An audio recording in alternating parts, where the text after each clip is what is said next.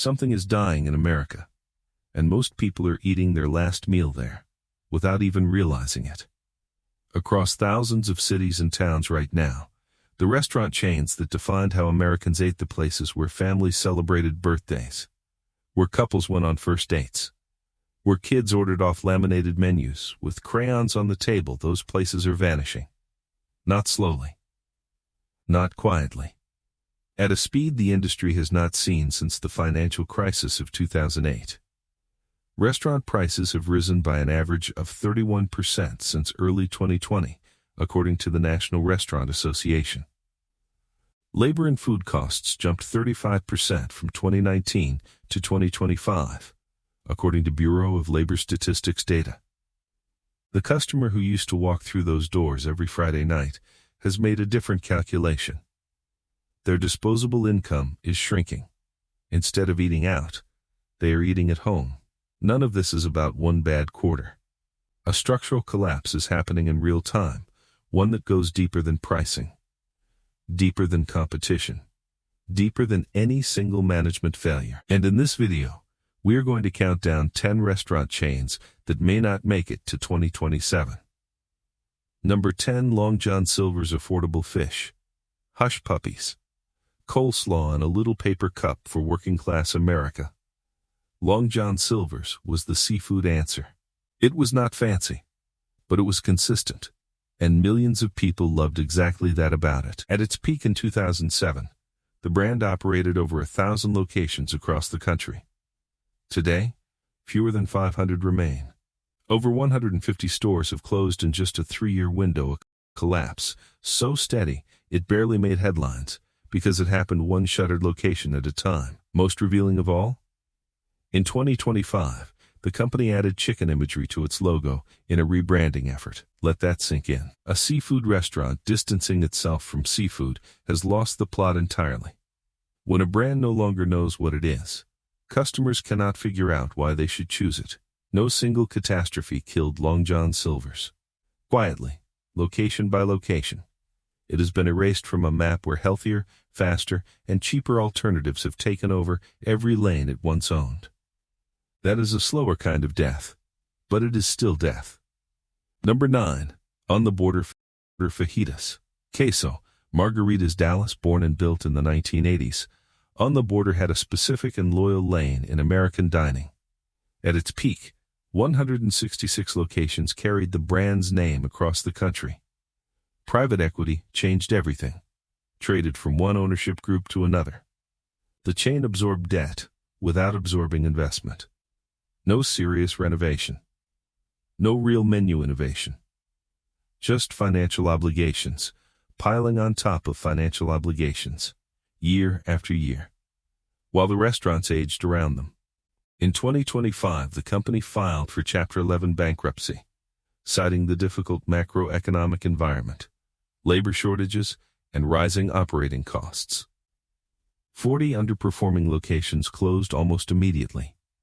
Later sold to Papa's Restaurants, the brand seemed to have a lifeline until Papa's decided to shut those locations down and liquidate entirely. By mid-2026, only 6 franchisee-owned units remain standing. Tex-Mex as a category is not dying.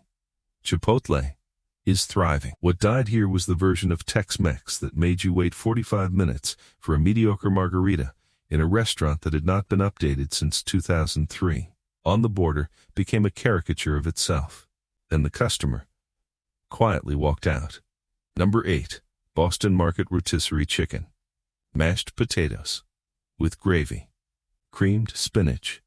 In the 1990s, Boston Market was the gold standard of fast casual comfort food, home cooking without the cooking, and it was everywhere. What followed is one of the most chaotic ownership stories in American restaurant history.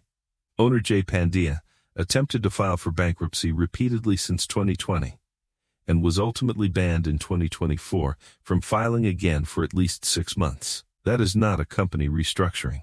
That is a company in complete and accelerating freefall. Since 2022, 95% of Boston Market's locations have shuttered from over 1,200 units at its peak, down to roughly 15 remaining locations. 15 out of more than 1,200. Rotisserie chicken did not fall out of fashion. Americans still want comfort food. Leadership failed here completely, catastrophically, and without any meaningful course correction across an entire decade. Boston Market is not a cautionary tale about the restaurant industry. It is a cautionary tale about what happens when mismanagement goes unchecked long enough. Number 7. Denny's open at 3 in the morning when nowhere else was. The Grand Slam breakfast. The $6.99 dinner. For decades, Denny's existed in a category of its own: reliable, affordable, always there, always lit. Between 2024 and 2025, the brand closed somewhere between 70 and 150 locations, depending on the reporting period. Same-store sales were down 2.9% by Q3 of 2025. Then came the announcement that changed everything. Denny's sold itself to private equity in a roughly $620 million take-private transaction that closed in early 2026.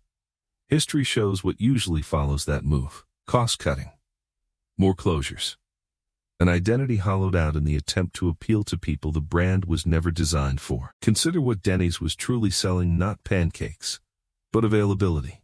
It existed for shift workers, night owls, and anyone who needed a hot meal at an inconvenient hour. That customer still exists, but that customer now has DoorDash, meal kits, and convenience stores carrying food that competes on price with whatever Denny's charges for a plate of eggs at midnight. The all-night American diner is not dead. It is just losing the argument about value, one empty booth at a time. Number 6. Outback Steakhouse. When Outback Steakhouse opened in 1988, it brought something genuinely different to American dining: the idea that a weeknight steak dinner could be accessible, fun, and slightly adventurous. For a full generation, it delivered on that promise. Somewhere along the way, the math stopped working for the customer. Last year, Outback's average check sat at $29, $6 above rival Texas Roadhouse, and $2.50 more than Longhorn Steakhouse.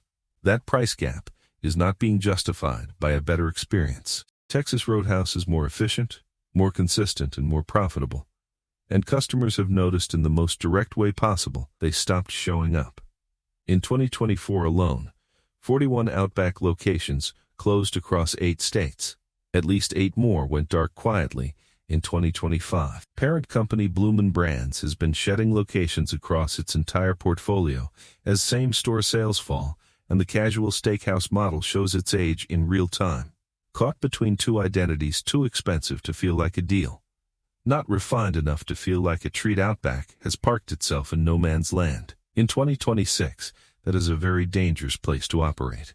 Number 5. TGI Fridays Happy Hour. Loaded potato skins, red and white stripes from wall to ceiling. TGI Fridays invented the casual dining bar experience in America, and for years it owned Friday nights in a way that was genuinely cultural, not just commercial. Capital structure failures brought it down. By late 2024, the company filed for bankruptcy after loading itself with securitized debt that could not be serviced once interest rates rose and customer traffic declined. Massive closures followed, leaving fewer than 100 U.S. locations standing by 2025. 79 remaining American restaurants are now attempting a pivot: house-made sauces, hand-cut steaks, a more elevated identity. Rebranding a fading bar concept into a quality steakhouse during a financial crisis is like rearranging deck chairs. The customers who loved Fridays for what it was are aging out. The customers who would love it for what it's trying to become already have better options. Fridays fell between two worlds. The gap swallowed it whole. Number 4. Red Lobster Cheddar Bay Biscuits, warm from the oven. A lobster tail arriving on a plate that felt like a special occasion. For millions of American families, a Red Lobster dinner was not just a meal, it was a milestone. Then Thai Union, a global shrimp supplier, acquired a major ownership stake and proceeded to dismantle everything the brand had built. Long-standing suppliers were cut. Veteran employees were pushed out. Most infamously, $20 endless shrimp, historically a limited-time promotion, was made a permanent menu item for the first time, destroying profit margins from the inside. You cannot run a seafood operation by giving away your most expensive product indefinitely. Bankruptcy followed in 2024. Dozens of locations closed. A comeback attempt under new leadership is now underway. But the full-service seafood category saw sales decline 1.8%, even during the supposed recovery year. Meanwhile, a Chick-fil-A is now taking over a shuttered Red Lobster building in Naples, Florida, perhaps the most symbolic image of this entire era of American dining. The Cheddar Bay biscuits were never the problem. The people running the company were. Number 3, Hooters wings. Beer and football on every screen for decades. Hooters occupied a specific and reliable space in American sports bar culture. Nobody went to Hooters for fine dining. They went because it was exactly what it promised to be. Buffalo Wild Wings and Wingstop undercut the concept on its core product and did it with better pricing, better delivery infrastructure, and none of the brand baggage. Meanwhile, the restaurant identity that once felt edgy became increasingly out of step with where culture was moving, and no one at headquarters made a meaningful adjustment until it was far too late. Bankruptcy arrived in March 2025. Like TGI Fridays before it, Hooters had leaned on securitized financing that collapsed once the operating environment tightened. Now, the brand is publicly planning a family-friendly makeover as it attempts to emerge from court protection. Read that carefully. A concept whose entire identity was built on a specific adult-oriented brand is now trying to reinvent itself as a place for families. That is not a strategic pivot. That is an admission that everything the brand stood for has already evaporated. Wings are everywhere. Sports bars are everywhere. Hooters is nowhere that matters anymore.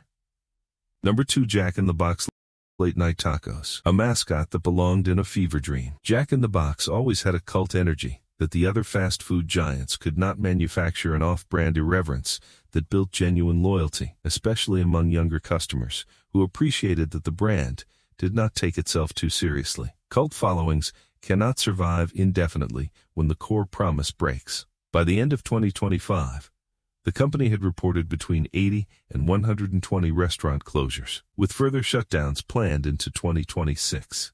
Franchisees are under severe pressure from every direction, simultaneously rising beef costs, minimum wage increases across multiple states, and debt obligations carried at the individual operator level. When enough franchisees cannot make money, they close. When too many close, the brand loses its geographic footprint. After that, it loses its relevance. Jack in the Box is not collapsing because Americans stopped wanting fast food. They stopped wanting fast food at a price that no longer feels like fast food value. Restaurant menu prices are up 31% from 2020 levels.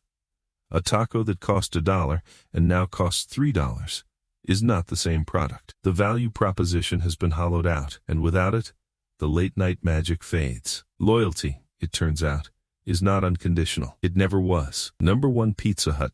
Number 1 on this list is not the most financially broken brand we have discussed. Pizza Hut earns this position because its collapse is the most symbolic of everything that has gone wrong with legacy American dining. Red Rooftops, the Book It program that rewarded kids with free personal pan pizzas for reading. Saturday night with a salad bar and a pitcher of soda. Pizza Hut was not selling pizza. It was selling a ritual, a weekly family event built around a specific physical experience in a specific kind of place. That ritual is over. Pizza Hut announced 250 U.S. store closures for the first half of 2026 alone. Papa John's simultaneously announced 300 North American closures, with 200 targeted by the end of the same year. Two of the largest pizza brands in the country are each shedding hundreds of locations in a single 12-month window. Domino's built one of the most impressive logistics operations in the food industry and won the delivery war decisively. Consumers now expect restaurant-quality pizza delivered to their door in under 30 minutes. Pizza Hut tried to compete on delivery after spending decades building a dine-in brand, and the model never fully adapted to what the market demanded. Dine-in pizza, as a category, has been rendered almost obsolete. When a Pizza Hut closes, it is not just a business shuttering. A piece of childhood disappears with it, and 250 of those are disappearing in a single year. That number should make you pause and ask what America is quietly losing, one empty building at a time. Every single brand on this list believed that history was enough, that familiarity meant permanence, that customers who grew up with them would stay loyal no matter what else changed in the world around them. Wrong on every count. Since 2019, restaurant prices have climbed 34%, outpacing overall inflation. The customers these brands relied on, most lower and middle-income families, are the ones most crushed by that increase. They did not disappear. They simply made different choices. More cooking at home, more fast casual alternatives that offer speed and value without the overhead of a full sit-down experience. Less tolerance for paying $15 for a burger in a room that feels like 2009. In July 2025 alone, more than 70 major public and private companies filed for bankruptcy, the highest monthly total since 2020. The restaurant industry absorbed some of the heaviest damage, and the brands that broke were not fringe startups or experimental concepts. They were institutions, decades old, nationally recognized. Still not enough. Here is the question nobody is asking loudly enough. What does it mean when an entire category of American life, the casual sit-down family restaurant, stops making financial sense? What happens to the communities that were built around those places? What fills the strip mall when the last location finally goes dark? Those answers are coming. We just have not sat with the question long enough yet. Leave your thoughts in the comments below. I'll see you in the next one.